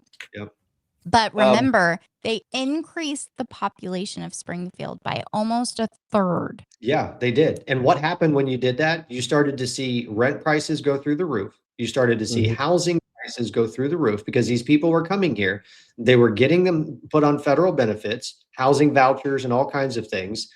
They never did anything to increase the housing supply. They just increased the demand, which caused competition for apartments and houses and townhouses and all that stuff. So average normal Americans who were living on $10, $12, $20 an hour were suddenly having to compete in a housing environment where they saw the price of housing go up 50, 60% in a few short years. And then the bigger problem is that when they dumped these thousands and thousands of Haitians into that small town, the big manufacturing companies, who, by the way, are probably the ones who funded John Kasich and Mike DeWine's campaigns, came in and were paying them $12.50 an hour. So they were paying them at the minimum they could possibly get away with paying them, putting a bunch of American citizens out of work, literally firing people, but forcing them to train their replacements, paying their replacements an unlivable wage because most of their replacements were receiving federal benefits that enabled them to buy houses and rent properties that the American people were no longer able to rent. Yeah. This So is how you got housing inflation through the roof. Go ahead. I think we already did this. Check your text. Yeah, I think we already did that one. I'm trying to. If we had it, it would have been from Fridays after hours, and I don't see that video. I had to bring back this banger. Oh my god! It might have even been back. It might have even been on Wednesday because I thought I remembered putting the video of Stephen Miller on temporary protected status in there. Actually, I think it might be here. Oh, I got it. I have it. Hold on. Let me pull this up. I'm going to put this on the screen share real quick, if you don't mind. And then I'll play it this way. Bear with me here. What's happening in Springfield? A Haitian invasion. How many Haitians do you think have been sent here? 20,000. That's what they're saying. What's happening in Springfield? A Haitian invasion. How many Haitians do you think have been sent here? 20,000. That's what they're saying. And who pays for their housing? Government assistance. You know, some of them do work. You know, the way I understand it, you know, a lot of them work at Dole, and Dole's paying for their houses. The staffing place on High Street, they said they was paying them like $12.50 an hour. So. Did Springfield's residents used to work at Dole, and now they? Yes. Yes. So have they lost their jobs to Haitians? Yeah, a lot of them has. And then, you know, we're supposed to call them visitors and neighbors, whatever. You know, if you start talking about them, you're supposed to be nice. And we talked to a lady a couple nights ago, and she said if she wasn't nice about it, you know, nice to them and talk about them nice, she could lose her job over it. So you're supposed to call the Haitians visitors. Yes. Neighbors, visitors. Neighbors, visitors. Freedom of speech. We can call them whatever we want. You know, the past 4 years they've been coming in here, but within the last 6 to 8 months, they've really come in. I guess they're trying to get them all over here before Trump gets in office. And, you know, with the rumors about the ducks and the geese, I mean, I've never seen them with one, but they thinned out the population real good. Fact checkers love to say this is fake, but the thing is, it's true. Dole Fresh does have a facility in Springfield, Ohio, and it has employed. All right, that's good enough. So you get the point. You get the point. Hold on. Yeah. Close that. You Well, get the but point, that's- folks. Go ahead. But that's not specific just to Haitian migrants under TPS. It's all 30-ish million illegal immigrants. Everywhere that large swaths of these immigrants are dumped into communities, they end up fighting for pay, they fight for housing, they fight for food, they fight for everything. And then in more cases than not, the government's paying for them to fight against you. So then you have the single payer problem, right? We understand that the government's going to basically set the rate of what, and everybody's going to raise the price because that's what the government's willing to pay. I mean, we've had economists explain this to us for decades. As soon as the government starts saying we're going to get in the business of subsidizing and funding this, they're going to set the rate for that thing. That's Housing, right. healthcare, childcare, rent, whatever. Folks, it's simple. And we talked about this months and months ago ad nauseum. It's basic economics. This is not hard to understand. When you flood the country with millions of people, I don't care where they come from, you fund their existence here by printing money and sending it to them. You are going to cause massive inflation in every area of the economy that they touch. Yep. That's why we saw 30% cumulative inflation during the Biden administration. That's it. That is why, because of immigration. Yep. Amazing Torah asked a really interesting question. One question from Minnesota that has Amazing Torah bothered is, where are all the Somali graveyards? Do they do graveyards in Somalia? I have no idea. I don't know. I don't know. Well, maybe there just aren't enough old enough here. Maybe they've only been here about 30 years. Maybe they're Or like they're Jeffrey eating Dahmer. They're eating this. I'm not going to say that one. But. But you should totally play my video now. You have to. All right, play that video. And I have a question for everybody. What video are we playing? Is it the Trump eating the cat? By the way, this video, this live is going to be demonetized into the dirt. Why? Because our last one got demonetized. Because of the I didn't montage realize. I played had like 3 different songs on there that YouTube is going to demonetize the shit out of. But so this one isn't monetized. It's an AI. it doesn't song. matter if it's gonna cause it to get demonetized anyway. Go ahead and play that. And then I have a question for everybody. They hate us. Eating the dogs, eat the cat, eat the cat, eat the cat. They're eating the dogs, they're eating the cats, eat the cat, eat the cat. They're eating the dogs, they're eating the cats, eat the cat, eat the cat. They're eating the cats, they're eating the dogs, eat the cat, eat the cat, eat the cat. All right, okay. All right, I have a question for everybody. That song is catchy. You can't lie. It's true. It is very catchy. That was Donaldo Trumpo. I'm going to change gears on you just a little bit. Not really. Same topic, moving and progressing the ball forward. I have a question for you three or us three and for the chat. All right, chat, pay attention. I know you guys are talking about all kinds of stuff that are totally unrelated to the show. I want you to listen. All right. Is anybody out there within the sound of my voice surprised to hear the Libertarian Party now calling to abolish ICE? No, they were calling for open borders when they ran that crazy ass candidate in 2020. Hold on, put that back up. Is anybody within the sound of my voice surprised to hear the losertarian parties, the ones who told us that they're leaving MAGA because Donald Trump lied to them, now demanding that no human being is illegal. Haven't I heard some of the losertarians complain that Trump has not deported enough people? Deporting enough. Which is weird because and that he gave up on deportations. In 2026, we are almost at the point. I think we're a few weeks away from deporting as many people in the first half of 2026 than we did in all of 2025. And yet we hear these losertarians complaining that Donald Trump lied to the American people. Despite the fact that he's literally shut the border down, we have negative immigration in this country right now. There are more people leaving than coming. Remigration. Remigration is what's happening. People are getting kicked out. Nobody's coming in. Last I saw, and this was probably about 2 months ago, so far we were upwards of over 3.5 million deportations and voluntary deportations. In 2026, so far in the first 6 months, we are just a few weeks away from surpassing all the deportations in 2025. The losertarians are complaining that Donald Trump is lying to the American people despite keeping every single promise he's ever made. And yet now I have to suffer through losertarians demanding that we abolish ICE. Are you freaking kidding me?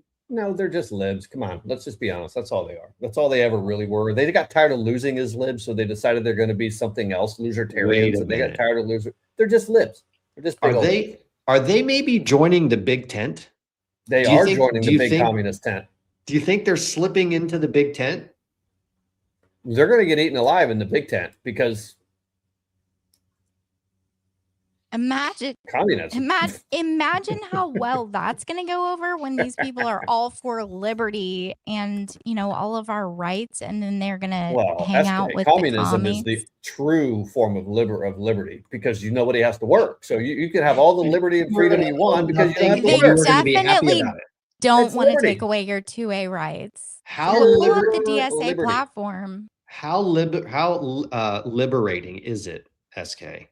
Think of this from a losertarian perspective, where the only thing you care about is pursuing the things that make you happy in life, because that's what libertarians believe, that you should be able to do whatever you want. It's your body. You can have sex with whoever you want as many times as you want. You can put whatever drug you want into your body. Nobody should ever tell you otherwise. If you want to be a woman, you can be a woman when you're a man. All of that stuff is perfectly fine with the losertarians. They care only about pursuing their own self-interests. And how much easier would that be? Hold on. You can't do that. How much? No, SK, because how much easier would it be if you join the internationalist tent and suddenly you don't have to worry about owning anything because you're happy about owning nothing now? Well, that's because everything you do has to be for the collective, for the betterment of the collective. They don't have individual rights, so they wouldn't be able to be worried about those things. They have to think of the collective, and everything is one. No, it's SK. oneness. Listen. This is what we all need to come to realize right here. This image right here, right? So the losertarians are starting to realize that they are really just little people around the table, and under the system that they thought they believed in, you know, the capitalist model where individuals own their own production and can deploy their own capital the way they see fit in pursuit of their own self-interest. Now they're starting to wonder, maybe it would be easier to feel more liberated and more free if I sat at this table with the smiling jihadi guy that looks nice in a suit and is willing to jump in a fountain because he's got all those kids around him. And look at all that food on the table, SK. Look at all the food. I'm gonna need Jake or Guarding the Grid to make a new meme that has this, and then next to it has what's outside. So, because where did all that food come from? Because Mamdani doesn't have any less food on his plate, but all those kids have food on their plate. You got to zoom out to the outside where all the people are starving, and they're only showing you the inside. You're in luck. This didn't come from the fellas. I grabbed this kind of in the spur of the moment, but you're in luck because we actually have the real contrast, right? So the contrast that they want you to see is Elon Musk sitting there hoarding all of the food and everyone else around him is starving, despite the fact that Elon Musk just created 4,400 new millionaires. He feeds easily 10 million mouths every single day. And then you've got the socialist here, right? The communist and the socialist who have to reframe reality for you so that you begin to look at him as though he is the one who's providing all that food on the table. The problem is you're not at that table. You're not on at that table. Morocco just scored 1-1. I was on a roll that was too, that was an extra time. dude. Speaking of that, I was going to say that a minute ago, but speaking of that, can somebody explain to me why all these dudes have holes in their socks? Because they're this socialist. is like the third game that I've seen where they all have holes in their socks, but also all the people with holes in their socks are white. Who's making these socks? Can we get back to the topic here, please? It's Netherlands. It's socialists. Yeah. Well, no, Netherlands is not socialist. I understand. I know you. I know you know that. That's Morocco. Not in white. Oh, it is. It is in white. Yeah, Morocco's definitely. Yeah. Folks in the Didn't chat, you let me have ask you a Morocco question. on your final list? I did. Yeah. I want to ask the chat a question. I want you guys to raise your hands in the chat. How many of you think that the Netherlands or any of the Norwegian countries are actually socialist? Raise your hand if you think they're socialist. If I think they are, or if we're told incessantly that they are. Okay. Knowing that we're told incessantly that they're socialist, how many of you actually think they're socialist countries? No, they're not. They just pay a lot of high taxes. Yeah, because they're a big government, free market country. They just happen to have a big social safety net. Do you know what else they are? They are fleeing that model rapidly right now. Is what they are. No. Do you know what else they are? Well, what? Monochromatic. They're almost like 90% all white. Not anymore. They're not. They've been totally invaded by. That's why this is, folks. That's why this has worked. That's why this has worked. Yeah. Because they're all from the same culture, and they for centuries, you know, they've all lived together. They've enjoyed living together. They've enjoyed the culture that they've built together, and until very, very recently, was that apple cart being upset, which is why they could all get along, and now they're fleeing that idea, that concept as quickly as they can, because now you've got hordes of North African and Muslim migrants being shoved into their country, going up there to do the same thing we see them do everywhere. I mean, they're basically invading. They're colonizing Europe at this point. Colonizers, dirty colonizers. Petra, I don't know if you've ever been to the show, and I appreciate your comment. Is this a typo? What is a musbled? I think it's muscles. Muscle. But aside from that, I've been around soccer my entire life, including professional soccer players. And I played soccer, and I've never one time in my life ever seen anyone cut holes in their socks for any reason. And I can't imagine the level of pansy you have to be because your socks are causing you pain. We're not talking about bodybuilders with enormous calves that can't fit into their socks. We're talking about soccer players. I don't know. All right, so I'm going to advance the conversation here and get back on topic because we were running out of time. The Democrat Party is in real trouble. Very real trouble, folks. We talked last week about how there's a handful, I think 13, maybe the numbers increased. There's a handful of internationalist Democrats who are still trying to push the British imperialist internationalist system, that are pretending to stand up against this communist invasion, and they're getting their asses handed to them. But most of the Democrat Party has now fallen in line behind moron Mamdani, who is now not only the titular, but literally the leader of the Democrat Party. The leader. He is defining the future. He's defining the narrative. He's defining the rhetoric. He's defining the strategy for the entire Democrat Party. And you either go along or you're out. That is now the approach of the Democrat Party. Because all I hear them talking about is big tent, big tent, big tent. We're a big tent. Yeah. But you're allowed in the big tent. But once you're in the big tent, you're going to go along or you're out. Do you know who's not allowed in the big tent anymore? Who's that? Do you guys remember seeing this over the weekend? And I see on the genocide in Gaza, and I think your policy on the genocide in Gaza is terrible. I think you belong here. You do not belong here. You do not belong anymore. It's because people, trans people, terrible. And you've been terrible. Terrible. You've been terrible on Gaza. Do you know who that was? That was that wiener dude in San Francisco who likes to go around wearing his sadomasochist uniforms and his dominatrix chains and leather belts and stuff with dildos strapped to his hiney. Like that's who that was. Do you know why they hate him? Because he's Jew. He's a Jew. Because he's Jewish. So not everybody is welcome under their big tent. This guy right here was Nancy Pelosi's hand-picked replacement. Look at Dan Goldman. They spray painted his stuff. They kicked him out of the coffee shop, all those things, and you can't get more liberal than Dan Goldman. This is going to be fascinating to see how they rearrange the little deck chairs under their supposedly increasing yet shrinking tent that they're creating.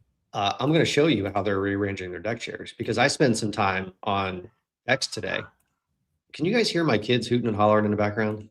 I don't know what they're doing, but they're having a blast. I can't, but I don't have my big old headphones on, so it's not as loud as usual. But also, I wanted to, I can't remember the name now on Rumble with the comment about the socks. I wanted you to know, in case you're new here, I was being sarcastic and I was joking with you. I wasn't being hateful to you, but also, guys, the game is now in overtime. Cool. Are we going to get another shootout tonight? If so, we're going to have to wrap so I can watch that. That shoot-up was great. You have 30 minutes for you. You got two 15-minute who is their best person to represent them? At the end of the day, voters. Hold on, we're going to set this up because Nom, you asked the question. Well, it'll be interesting to see how they rearrange the deck chairs. I'm going to show you how they're rearranging the deck chairs. I spent some time on social media over the weekend after seeing that. Is his name Scott? Whatever his first name. Scott. Yeah, Scott Wiener. Scott Wiener, who, as Nom accurately depicted, is literally the poster child for what. What's up with these people with the last name Wiener being absolutely disgusting people? Well, I don't know, but he's the poster child for what it means to be, or what it meant to be a moderate Democrat in the Democrat Party that existed 6 months ago. Like he is the poster child, dominatrix outfits and all. Like that's who they are, and the fact that he is no longer part of their big tent tells you everything you need to know. And I'm wondering, Nom SK, if you agree with this, let me know. Do you think it's possible that that video, watching how he was treated, is why we saw Democrat representative after Democrat representative after Democrat representative all bow the knee this weekend to Moron Mamdani and his agenda? Well, to a not person. all of them, because a whole bunch of them joined the Welcome Party and the Promise to America, and they're promoting this whole, we are Democrats that believe in all these progressive policies, but also capitalism, which what they actually mean is abundance agenda, which is just as bad because we've been telling you about it this whole time. Same ecosystem, repackaged BS with a different name and pushing it out there to say, oh, but look, we're not like them, but really they are. Well, here's what I saw all weekend on the talking head shows yesterday. And at the same time, elections elect people from their communities. And when folks win, like what happened in New York or other places, whether it was Utah, New York, or Maryland, and we have new members coming in, I think it's our job is to welcome them. They were elected by the folks in those constituencies. And so as Democrats, they're going to be members of our caucus. And it's important that we welcome them as part of our caucus. We have to have a big tent. But Mr. Garcia, I mean, politics is perception in a lot of cases. Won't voters think your party is getting more extreme? At the end of the day, the voters of districts elect their nominees.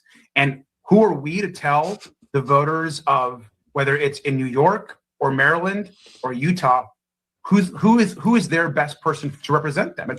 Folks, that is the ranking member, the ranking Democrat member of the House Oversight and Reform Committee. One of the most powerful Democrats in all of Washington, D.C., is bowing and genuflecting at the feet of Zoran Mamdani. At the end of the day, voters are going to choose.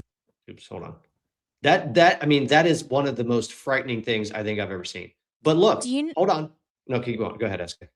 I was going to. Well, being tied to this progressive. Sorry, I keep pushing the wrong button. No, Go you're ahead. okay. I was going to say the only time I've ever heard the word genuflect is in the song from Aladdin. It means to bow. Well, that makes on sense your now. face. Now that I know the song to Aladdin, because I know every word, now I know what that word means, and it totally makes sense. It means to bow in submission, like this guy. Well, being tied to this progressive push and these wins in New York, or being tied to the likely next mayor of D.C., hurt your campaign? I don't think so. People in my district know me, and what I'll say is this, Kate, is that I can disagree with some of the positions or statements of some of the incoming members of Congress, but still welcome them. We are a big tent party, and what I will do is I will welcome anyone who wants to work alongside me to lower costs for hardworking Americans, who wants to fight the rampant corruption. Did you hear that word? Well, did you hear that word? That's weird. Big tent. Big tent. Hold on.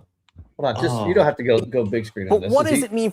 Hold on. I want to see how, for all these ones you're going to play, I want to see how long it takes them to get to their talking point of we are a big tent party. Right. And Well, it took that nobody, that John Olszewski. Big tent. We're a big tent. We're a big It took tent. him like 9 seconds to get there. We're a big tent. How long is it going Now- to take this next guy? The last guy, Robert Garcia, because he's a little more polished of a politician. It took him like 12 seconds to get there. 12 seconds, right? 12 seconds. All right. So now we've got Ami Bera, who says that Probably he's okay Jewish. probably says he's okay with socialism. But what does it mean for the party overall? Is there maybe a one-off after effect on some of the other candidates in your party in November? We'll have to see. I've talked to our leadership. Again, we're a big party with lots of different ideas. That said, we've got to. Dude, that Big was like party. that was 19 seconds. It took a little bit Big- longer because Well, the other guy, the question took 15 seconds to set up. 4 seconds in his answer. 4 seconds. Who's this Well, guy? and then there's this is hold my on. favorite. There's this guy Out of New York. You've heard President Trump say that these candidates aren't socialists. He's gone as far as to call them communists. As someone who identifies as a progressive, is this a moment of reckoning for establishment Democrats? Oh, I think you're going to have different candidates being nominated in New York City and suburban Connecticut. This is a party that is also nominated and won with candidates like Abigail Spanberger and Mikey Sherrill. I want us to be a big tent party. I mean, I've been 15 seconds. 15 seconds. Big tent. But I Big want you tent. to understand the level of the color revolution where this language is coming from. Because in June 5th, 2025 is when Randy Weingarten, the president of AFT, the 1.8 million members, teachers unions, these people that spend hundreds and hundreds of millions of dollars, they're paying for co-sponsoring protests, doing all of those things, right?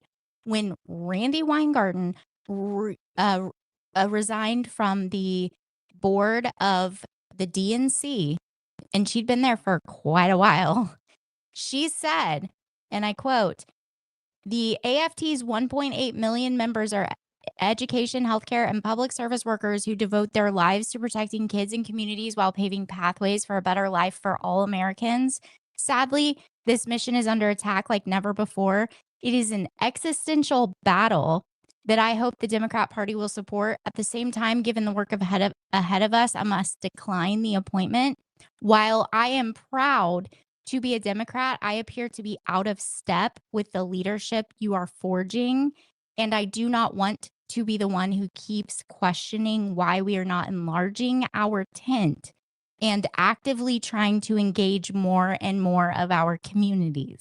This is the Communists. language coming directly from the color revolution. Yeah.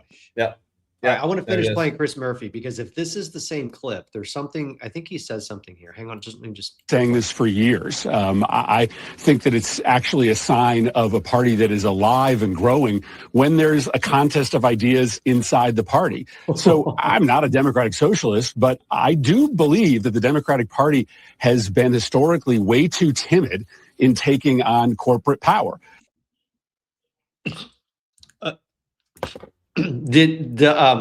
This is Chris Murphy, who, by the way, is the same guy who, when he was asked about Graham Plattner, was like, I don't really know. I don't really know. What's that guy do? Hey, Chris, I got in case you weren't aware, there is going to be no debate of ideas in this big tent, because communist revolutionaries do not debate anything. They don't. They kill you. It may not happen right away. You may think that you're engaging in a debate, but really what they're doing is they're just trying to identify which one of you they're going to kill first. And I hate to be the one to tell you, it's going to be you. No, they're going to use him. They're going to use him as to get power, and then they will kill him. And they'll use him. So they're happy to have this big tent with the Islamists and the perverts and the trans TIFAs, the Nazis, the LGBTs. When in reality, those are almost all of them are natural enemies. But because their bigger enemy is American patriots, they're happy to use each other for now. Yeah. For now.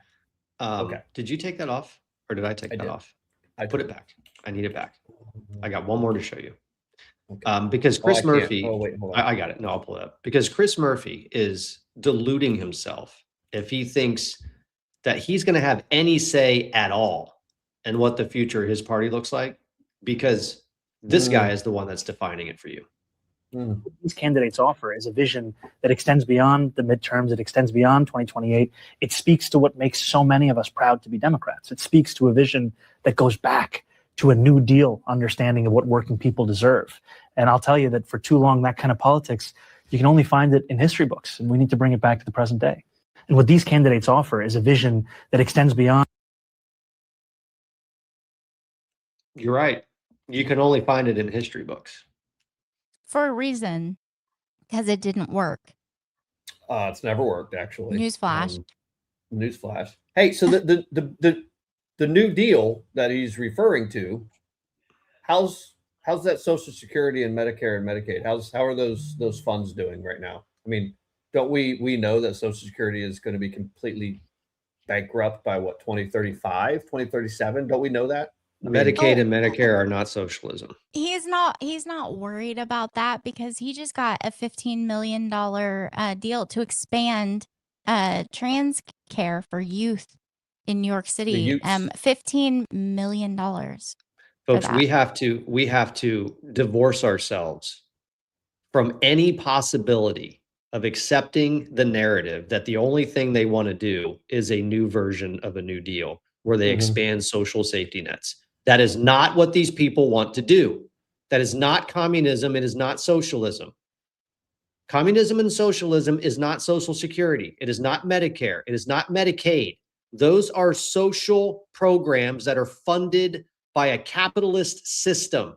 They are a collective social agreement that we have decided that these are things that are important to our country to support people who need support on the bottom ends of our society. But they are funded through a capitalist system.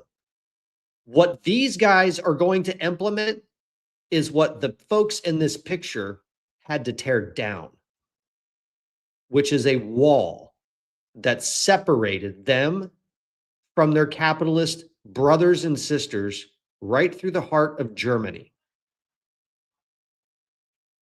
Communism and socialism is not Social Security or Medicare or Medicaid or building roads and bridges or public school systems or paying teachers more. It is not a minimum wage increase. It is none of those things. What they intend to do is to take every single ounce of capital and tell you how you are allowed to live your life, spend your money, spend your time. They're going to dominate every aspect of your life. And you're getting ready to watch it play out in New York City over the next couple of years as they literally seize control of hundreds of billions, if not trillions of dollars of the real estate market. And watch what they do with that money that they steal from property owners as they then use it to take over every aspect of New York City and the lives of those citizens. Folks, this is the threat. This is the gravest threat this country has faced throughout our history. And it's right in front of us again. And unfortunately, the Democrat Party is bowing in submission to it, to a 30-something-year-old immigrant into this country with a silver tongue and a radical agenda that he's going to shove down your throat. He's the Students for Justice in Palestine Obama. That smile, that look, the way he talks, he's been groomed for this. Now is it time now to play that? Yes, it is. Yes. It is. I think we might have to have a show tomorrow night after the Supreme Court opinions. It might be really big. Maybe we'll see. All right, folks, we got a special surprise for you. We're going to have to keep you a little bit over our normal time. And instead, Nom, maybe we don't close out with our normal buffer. We close out with this. You guys want to do that? Yeah. Folks, we got a special surprise for you. We may jump in and interact with you a little bit through this. I don't know about you guys, but I absolutely love reaction videos. And I find myself like watching reaction videos of music. But you guys have probably seen this in some level or not. SK suggested that we watch this version. I totally agree. What you're going to see are 3 British citizens reacting to a popular YouTube video of the story behind the Star-Spangled Banner. And if you're not moved at the end of this, then maybe you need to go join the big tent. Yep. Because when people from other countries get emotional and get goosebumps over the Star-Spangled Banner and you don't, there's a problem. That's right. We have family back with another react. You know the American national anthem? Yeah. Right? This is basically the story to why it came about. Okay? So we got the Star-Spangled Banner as you've never heard it before. Right? So the story to why the backstory to the national anthem. So that was made up a long time ago, then I'm assuming. Yeah, very long time ago. So let's see what we got. Star-Spangled Banner. I should never heard it. Bit of history for you. Right. Like stuff like this. There was a lawyer once. His name was Francis Scott Key. He penned a song that I'm sure you're aware of. You've seen it. It's in most hymnals throughout our churches. It's called the national anthem. It is our song as an American.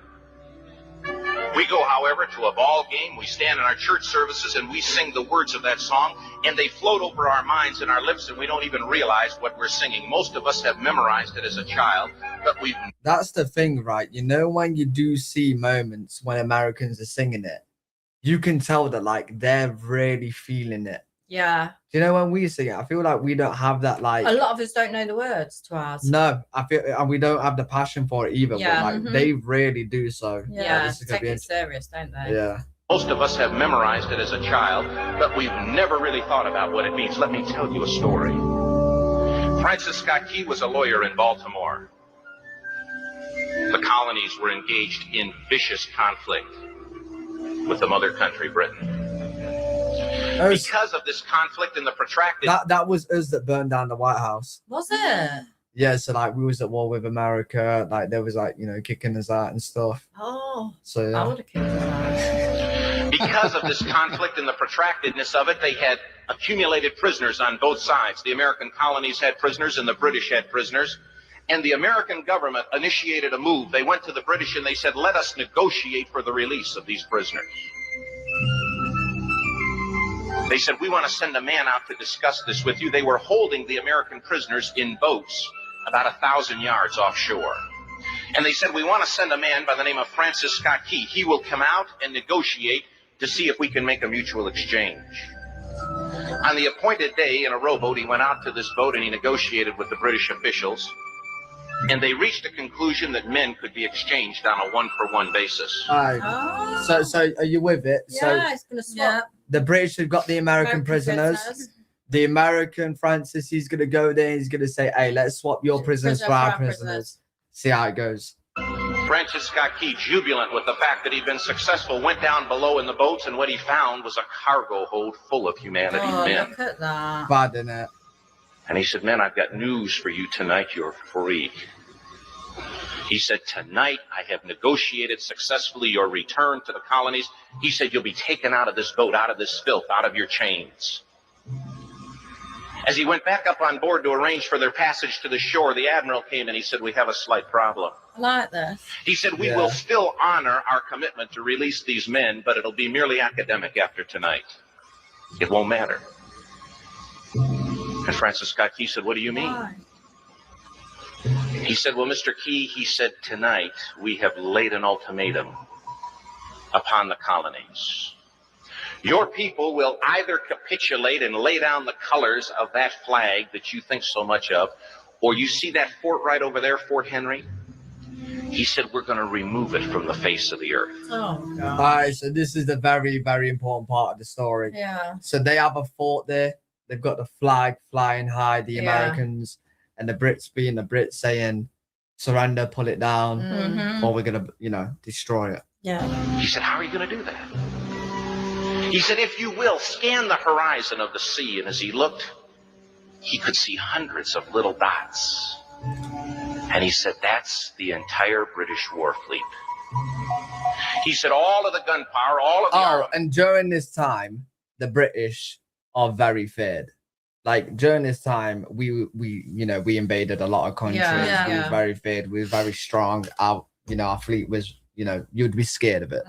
But is being called upon to demolish that fort. It will be here within striking distance in a matter of about 2.5 hours. He said, the war is over. These men would be free anyway. He said, you can't shell that fort. He said, that's a large fort. He said, it's full of women and children. Yeah. He says, it's predominantly not a military fort. He said, don't worry about it. They said, we've left them a way out. And he said, what's that? He said, do you see that flag way up on the rampart? He said, we have told them that if they will lower that flag, the shelling will stop immediately. That's just horrible, though, isn't it? Why? Why would you do that? The fact that place, they've just said, isn't a military place. No. There's families there. About that, the Brits are like, well, we're giving your only option is to take it down. Take the flag down. Otherwise, we don't care. We're going to blow them up anyway. Take the flag down in their own country. Yeah. Make it make sense. How can you say I that? know, yeah. It's because the Brits wanted control of it. And we'll know that they've surrendered, and you'll now be under British rule. Yeah, under British rule. Yeah. Francis Scott Key went down below and told the men what was about to happen. And they said, how many ships? He said, 100. I'm pausing this for a second. Did you guys catch on to the fact that none of these three British people understood that we were not our own country yet, that we were actually fighting against them for our own independence, and none of these people know that? Well, the one guy knows it, but the other two don't. Because she was you're right. in their own country, take the flag down in your... No, we weren't. We were part of your monarchy. That's what this entire exercise is about, right? The entire thing is we're fighting for our independence, and they don't know it. They don't know much of anything about their own history. They don't. They probably know everything there is to know about their monarchy, about their royal families, but they don't know shit about what their imperialist system was doing on the world stage. Yeah, I just thought that was fascinating. That's fascinating. All right, keep going. Go back. The ships got closer. Francis Scott Key went back up on top, and he said, men, I'll shout down to you what's going on as we watch. As twilight began to fall, and as the haze hung over the ocean as it does at sunset, suddenly the British war fleet unleashed.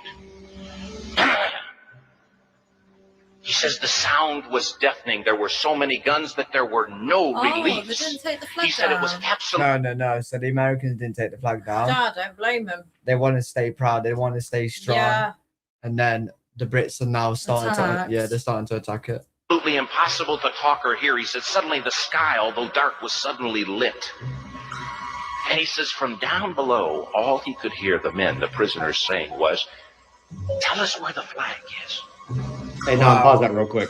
What have they done with the flag? So that's the thing. That's the only thing they're bothered about. Yeah, so good point, folks in the chat. You're right. And I don't know why I skipped over this. This was not the Revolutionary War. This was the War of 1812, which, by the way, if you've been following along, was really the last time that the British fleet or the British Empire operated under the assumption that they could project power militarily, and they made the switch to projecting power through covert means. This was the end of their global dominance as a military power. That was my mistake. However, the British monarchy and the British military did not recognize our revolution. They didn't recognize our independence. That's why they came back in 1812. That's right. So, that's a good catch. We're both a little bit right. You guys are mostly right. I was a tiny bit right. All right, go. They're saying, Where's the flag? Yeah, is the flag still up? So the flag is such an important symbol. Like, please tell me it's still standing. Is the flag still flying over the rampart? Tell us. 1 hour, 2 hours, 3 hours into the shelling. Every time the bomb would explode and it would be close to the flag, they could see the flag in the illuminated red glare of that bomb. And Francis Scott Key would report down to the men below, it's still up. It's not down. The admiral came and he said, your people are insane. He said, what's the matter with them? Mate, they're insane. They don't want to give you the land. Like, what do you mean? Yeah, yeah. He said, don't they understand this is an impossible situation? Francis Scott Key said he remembered what George Washington had said. He said the thing that sets the American Christian apart from all other people in the world is he will die on his feet before he'll live on his knees. Oh, that's good. If you're already generating revenue and you know AI should be doing more for your business, you don't need another app. You don't need another prompt. You need the operating system that turns AI into a real revenue multiplier. Entrepreneurs keep claiming their... The admiral said, we have now instructed all of the guns to focus on the rampart to take that flag down. He said, we don't understand something. Our reconnaissance tells us that that flag has been hit directly again and again So how is it and not yet down? it's still flying. We don't understand that. But he said, now we're about to bring every gun for the next 3 hours to bear on that point. Francis Scott Key said the barrage was unmerciful. All that he could hear was the men down below praying. The prayer. I actually feel really like sad for them. Yeah. And I'm British. I know. We're the ones that did that. You know what I mean? Yeah. I'd keep that flag flying where we last saw it. Good. The sunrise came. He said there was a heavy mist hanging over the land, but the rampart was tall enough. There stood the flag, Everything else completely down low. nondescript in shreds. The flagpole itself was at a crazy angle, but the flag was still at the top. Still there. Francis Scott Key went aboard and immediately went into Fort Henry to see what had happened. And what he'd found had happened was that that flagpole and that flag had suffered repetitious direct hits. Wait, yeah, that flag, for it to be standing and that much hits. Yeah. Like, it must be super glued. Yeah. That's a proper I was probably glue. expecting it. Yeah, pause. Those of you guys who've seen this, you know what's coming. That flag was not super glued. It was not super glued. Oh, no. Keep going. It's super. Okay. But men Look at that. Fathers That's everything. It just stands there knew what it proud meant. and tall. for that flag to be on the ground, although knowing that all of the British guns were trained on it, walked over and held it up. Oh, wow. Humanly. Oh, wow. That's why it was stood up. Why? So even though all the guns was aimed on it, the Americans went to the flag and held it up. There was so they were still there holding it whilst being bombed and all sorts. Until they died. Wow. Oh my God. Their bodies were removed and others took their place. Wow. Good for that. Francis Scott Key said what held that flagpole in place at that unusual angle were patriots' bodies. He penned the song, "Oh, say can you see by the dawn's early light what so proudly we hailed at the twilight's last gleaming. Or the rocket's red glare, the bombs bursting in air, gave proof through the night that the flag was still there." Wow. This is like, I think this is the actual lyrics to the that's an anthem, yeah. Oh, say does that Star-Spangled Banner yet fly and wave o'er the land of the free and the home of the brave. The debt was demanded. The price, it was paid. Oh, say, can you see by the... It actually has a lot of power behind like the lyrics. Yeah, definitely.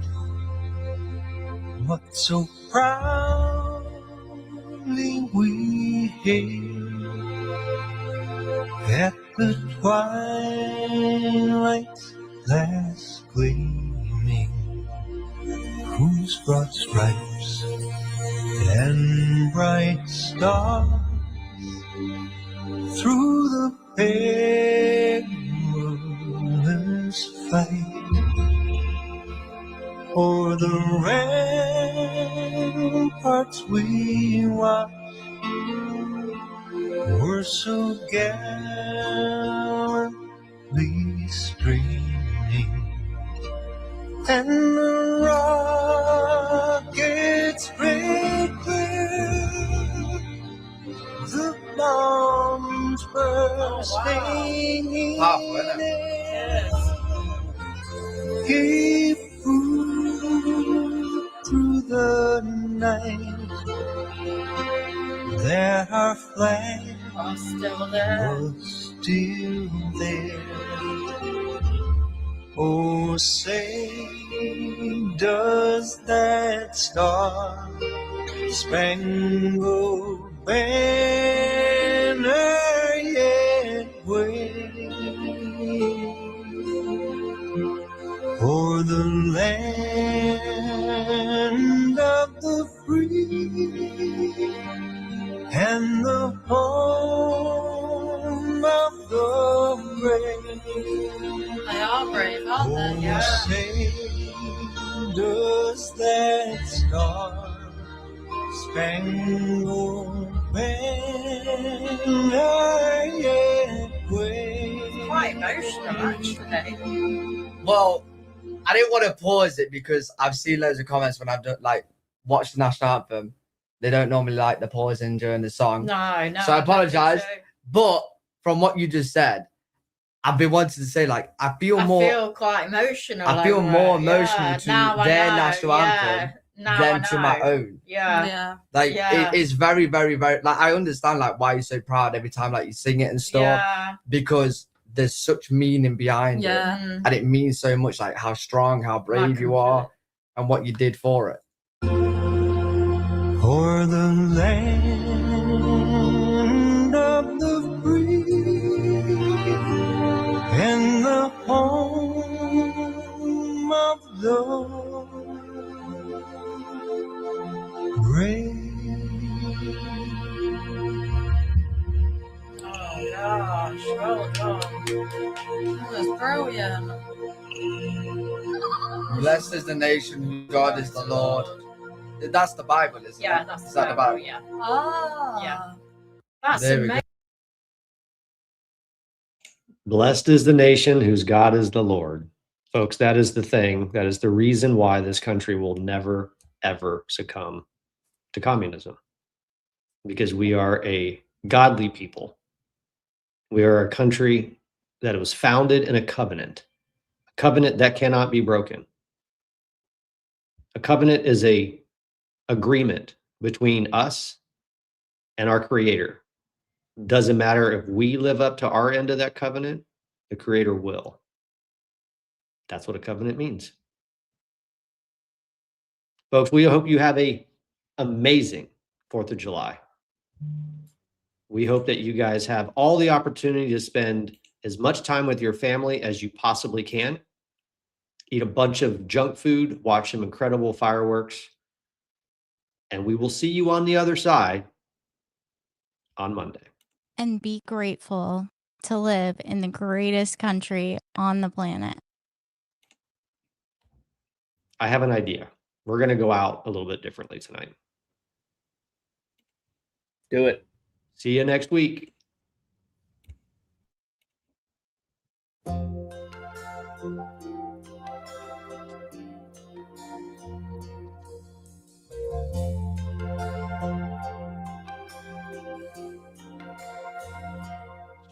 If tomorrow all the things were gone I'd worked for all my life, and I had to start again with just my children and my wife.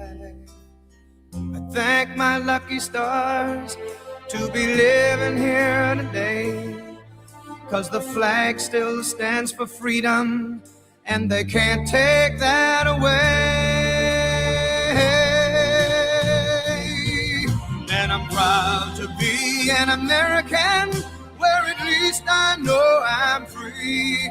And I won't forget the men who died, who gave that right to me. And I gladly stand up next to you and defend her still today. 'Cause there ain't no doubt I love this land. God bless the USA.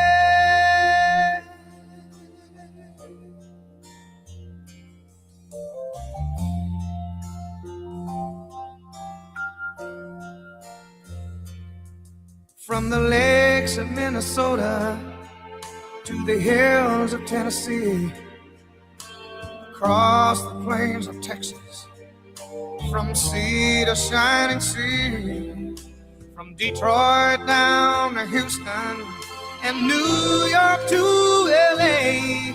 Well, there's pride in every American heart, and it's time we stand and say that I'm proud to be an American, where at least I know I'm free. And I won't forget the men who died, who gave that right to me. And I gladly stand up next to you and defend her still today. 'Cause there ain't no doubt I love this land. God bless the USA.